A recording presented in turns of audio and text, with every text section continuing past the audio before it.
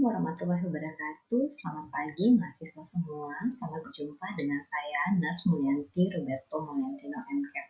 Kali ini kita akan membahas tentang topik asuhan keperawatan pada pasien dengan dermatitis.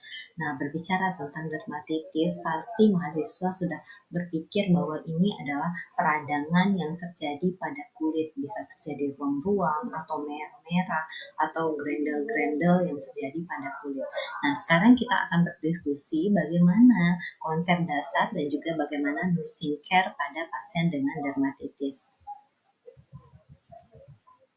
Berbagai macam tipe dari dermatitis ini, salah satunya yang paling banyak keluhan pasien itu adalah dermatitis kontak, di mana dermatitis kontak ini biasanya disebabkan oleh alergi dan juga faktor iritasi seperti sabun atau seperti zat-zat kimia lainnya.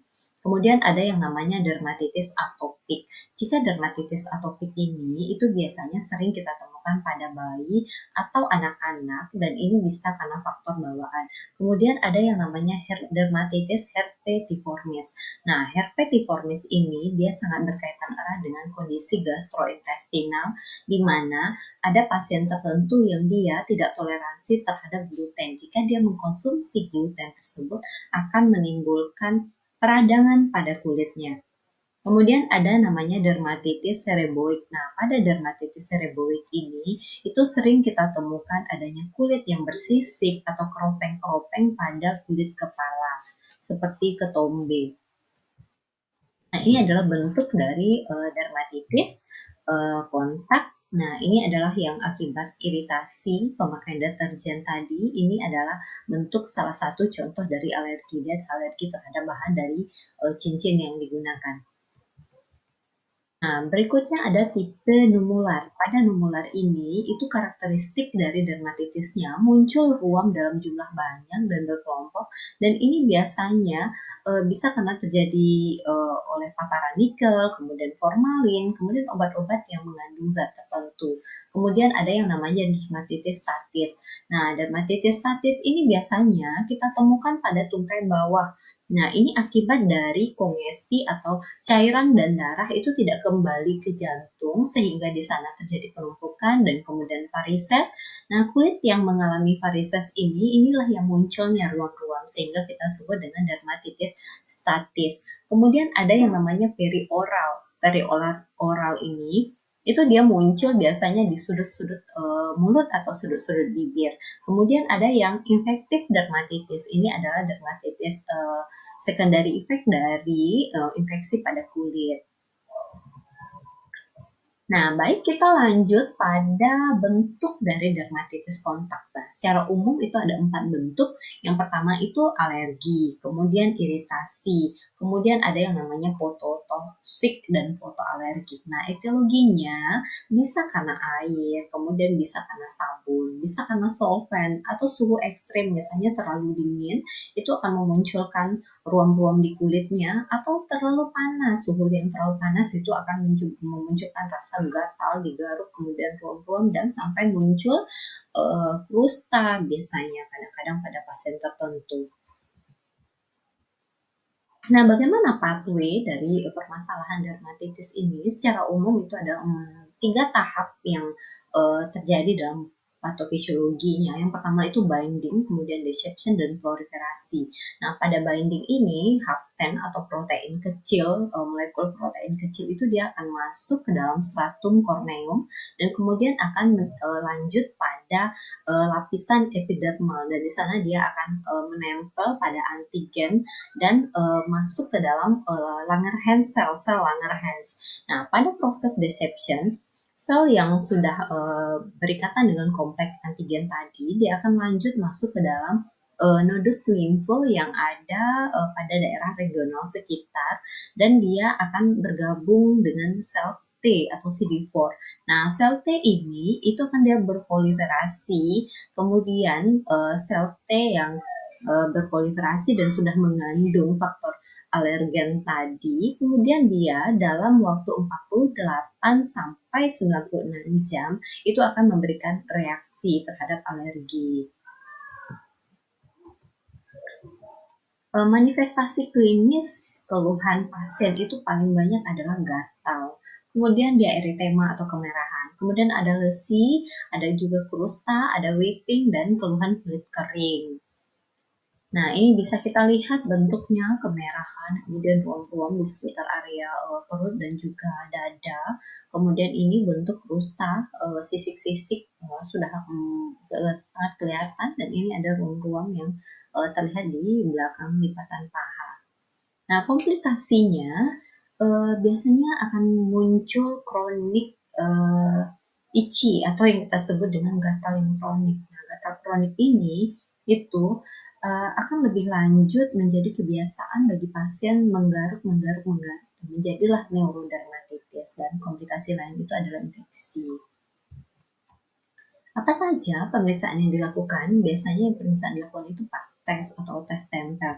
Nah, ini bentuk dari pak tes yang dilakukan. Di sini kita bisa mengidentifikasi bentuk alergi atau bentuk dari dermatitis yang terjadi pada pasien. Nah, kemudian ada yang true test namanya. True test ini sama dengan pak tes, juga ditempel, tetapi dia menggunakan thin layer lapid use epicutaneous. Nah, ini bentuk thin layernya, dan ini yang dilakukan pada bagian punggung pasien. Nah, tata laksana untuk dermatitis ini yang pertama itu avoid the irritant. Jadi memang jika misalnya iritasinya karena parfum, berarti pemakaian parfumnya memang harus dihentikan. Iritasinya karena sabun, jadi memang harus dihindari faktor iritan atau faktor alergen tersebut. Kemudian fototerapi, jadi untuk keadaan tertentu dermatitis pasien itu bisa kita lakukan fototerapi. Kemudian dengan medikasi. Nah, medikasinya dapat berupa hidrokortison, antihistamin untuk menurunkan reaksi alergi, kemudian menurunkan reaksi inflamasi yang terjadi tadi, kemudian ada krim pelindung dan antibiotik ini jika pada kondisi yang dibutuhkan pasien. Nah, baik, kita akan lanjut pada nursing management, di mana nursing management ini yang pertama kita lakukan adalah pengkajian. Pengkajian ini kita fokus pada skin karakteristik, kemudian pada lesion, dan pada appearance. Nah, pada karakteristik dari kulit yang dikaji di sini misalnya adalah warna kulit, kelembapannya, teksturnya, temperatur atau suhu dari kulit tersebut. Kemudian jika terdapat lesi ini apakah kemerahan, apakah disertai udem atau tenderness dia. Kemudian apakah ada erosi di situ, adakah eksfoliasi di situ, ada fissure enggak, thinning enggak gitu. Nah, inilah yang kita kaji pada lesi. Kemudian pada appearance ini kita mengkaji persepsi dan kebiasaan pasien terhadap perubahan yang terjadi pada dia. Jadi kita menggali secara kehidupan habit misalnya pada pasien, nah bagaimana persepsi dan kebiasaannya. Kemudian kita akan lanjut pada nursing diagnosis. Jadi ini adalah diagnosa perawatan yang bisa muncul pada pasien dengan dermatitis. Di antaranya adalah gangguan integritas kulit berhubungan dengan kontak alergi atau kontak dengan iritan, kemudian gangguan body image, kemudian resiko infeksi dan resiko gangguan integritas kulit. Nah, kemudian apa tujuan yang akan kita capai dalam memberikan intervensi keperawatan pada pasien dengan dermatitis ini? Yang pertama adalah kita menjaga keoptimalan dari integritas kulit pasien tersebut gitu. Jadi misalnya ada keluhan gatal, ruam, kemudian adanya krusta, yang kita inginkan adalah pasien integritas kulitnya kembali keadaan optimal, tanpa adanya gatal, tanpa adanya ruam, tanpa adanya sisik misalnya. Kemudian pasien verbalize feeling, jadi dia bisa mengungkapkan perasaannya terkait dengan lesi dan bagaimana kelanjutan dari aktivitas dia selanjutnya gitu. Jadi dia bisa mengungkapkan perasaannya. Kemudian pasien remaining free of secondary infection, jadi dia terbebas dari efek sekunder infeksi gitu. Dan yang terakhir itu pasien melaporkan adanya peningkatan kenyamanan. Jadi dia tidak ada perasaan gatal, tidak ada perasaan nyeri. Nah, itu yang kita ingin capai. Kemudian apa saja nursing intervensinya? Ini ada beberapa tindakan keperawatan yang bisa kita lakukan. Yang pertama skincare, jadi perawatan kulit. Misalnya mengajarkan pasien untuk mandi dengan air hangat, menggunakan sabun yang persentase susunya lebih banyak misalnya, kemudian ada pasien menggunakan sabun yang ramah terhadap kulitnya, kemudian mengeringkan. Nah, ini adalah bentuk-bentuk dari perawatan kulit. Kemudian topical application. Jadi ini adalah pemakaian krim-krim topikal. Ini juga harus kita ajarkan pada pasien.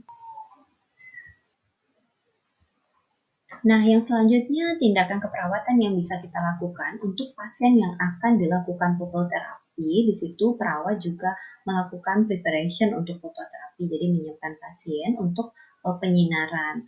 Nah, di sini acknowledge patient feeling, jadi kita memberikan kesempatan pada pasien untuk mengungkapkan perasaannya terkait dengan kondisi kulit yang dialami sekarang. Kemudian proper hygiene. Jadi di sini kita mengedukasi pasien supaya benar-benar dia memperhatikan kebersihan, kemudian mengeringkan kulit, kemudian bagaimana untuk mengurangi resiko dari infeksi atau trauma pada kulitnya. Baik, yang terakhir itu discharge planning.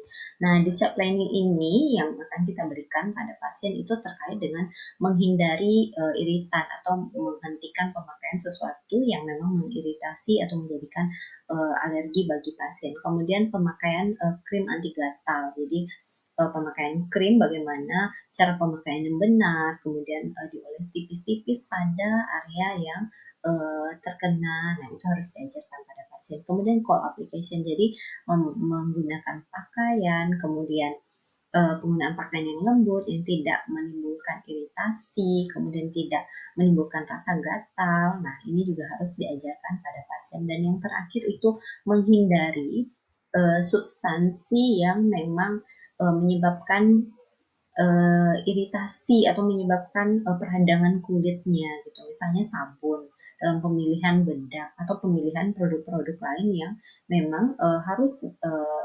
fragrance free gitu. Jadi dia terbebas dari zat-zat iritan tersebut. Nah, baik, untuk pembahasan kita tentang dermatitis pada pertemuan kali ini demikian. Kita akhiri sampai di sini dan kita akan bertemu dengan topik-topik selanjutnya. Terima kasih atas perhatiannya. Semoga bermanfaat. Assalamualaikum warahmatullahi wabarakatuh.